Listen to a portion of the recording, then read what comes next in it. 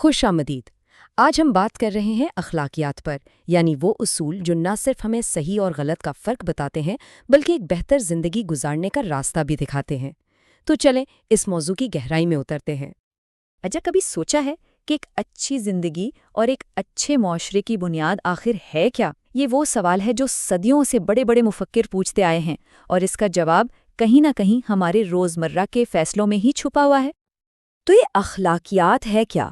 آسان لفظوں میں یہ فلسفے کی وہ شاخ ہے جو انسانی اقدار اور موریلٹی کا جائزہ لیتی ہے۔ مطلب کیا صحیح ہے، کیا غلط، اچھائی کیا ہے، برائی کیا ہے، انصاف کسے کہتے ہیں۔ بنیادی طور پر یہ ایک پورا نظام ہے جو ہماری زندگی کو ایک بہتر سمت دینے کے لیے ہمارے رویوں کو تشکیل دیتا ہے۔ مغربی فلسفے میں اخلاقیات کو سمجھنے کے دو بڑے طریقے ہیں۔ ایک ہے کانسیکوینشلزم، جو کہتا ہے کہ کوئی بھی کام اچھا ہے یا برا اس کا فیصلہ اس کے نتیجے سے ہوگا، اور دوسرا ہے ڈیونٹولوجی۔ اس کے مطابق کچھ کام ایسے ہوتے ہیں جو اپنے نتیجے سے قطع نظر خود ہی صحیح یا غلط ہوتے ہیں، کیونکہ ان کی بنیاد اصولوں اور فرائض پر ہوتی ہے۔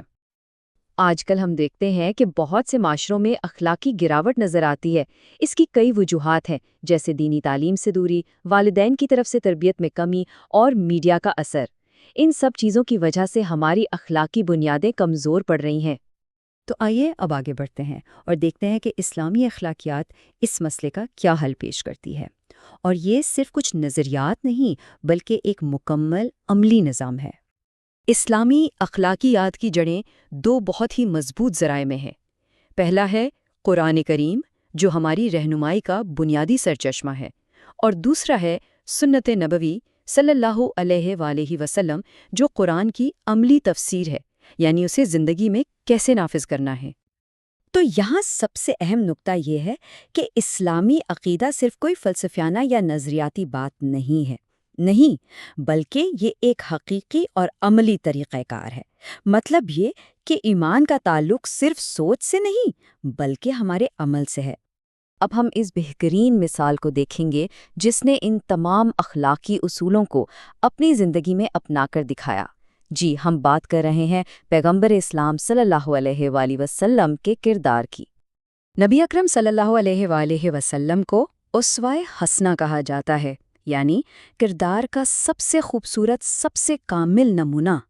آپ کی زندگی ان تمام اخلاقی اصولوں کا ایک جیتا جاگتا ثبوت ہے جن کی اسلام ہمیں تعلیم دیتا ہے۔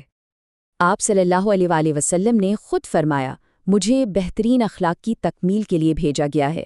یہ ایک جملہ آپ کے مشن کا مقصد واضح کر دیتا ہے، یعنی انسانیت کے لیے اخلاقیات کا ایک مکمل معیار قائم کرنا۔ اور خود قرآن پاک آپ کی بلند اخلاق کی گواہی دیتا ہے۔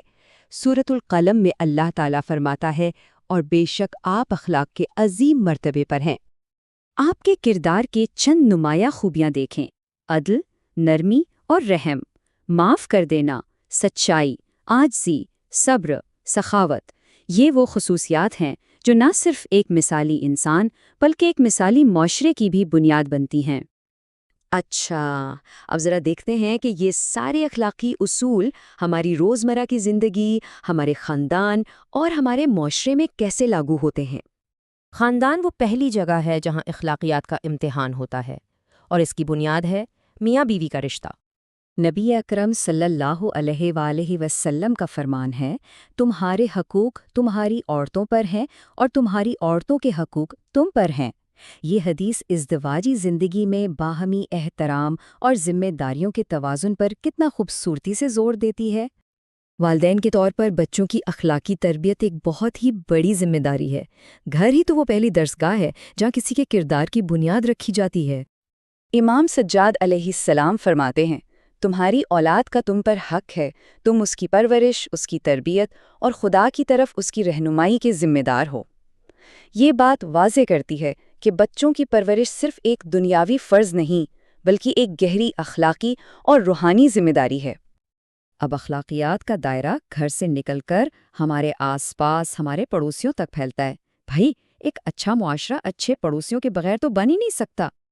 اور یہاں ایک بہت دلچسپ بات ہے، نبی اکرم صلی اللہ علیہ وآلہ وسلم نے پڑوسی کے حقوق پر اتنا زیادہ زور دیا، اتنا زیادہ کہ صحابہ کرام سوچنے لگے کہ شاید پڑوسی کو وراثت میں بھی حصہ دار بنا دیا جائے گا۔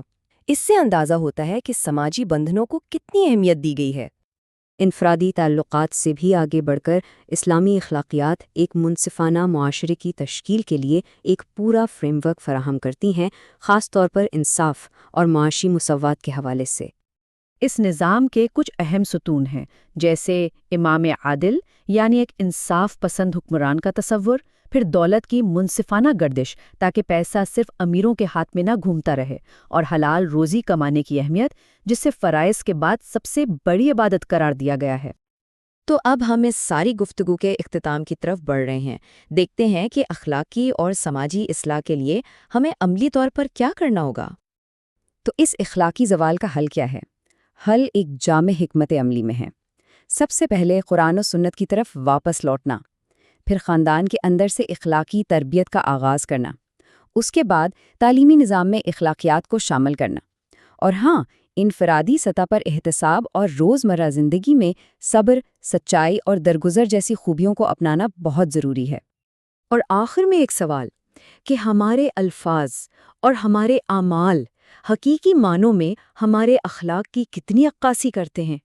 یہ وہ سوال ہے جس کا جواب ہم سب کو اپنے اندر ہی تلاش کرنا ہے۔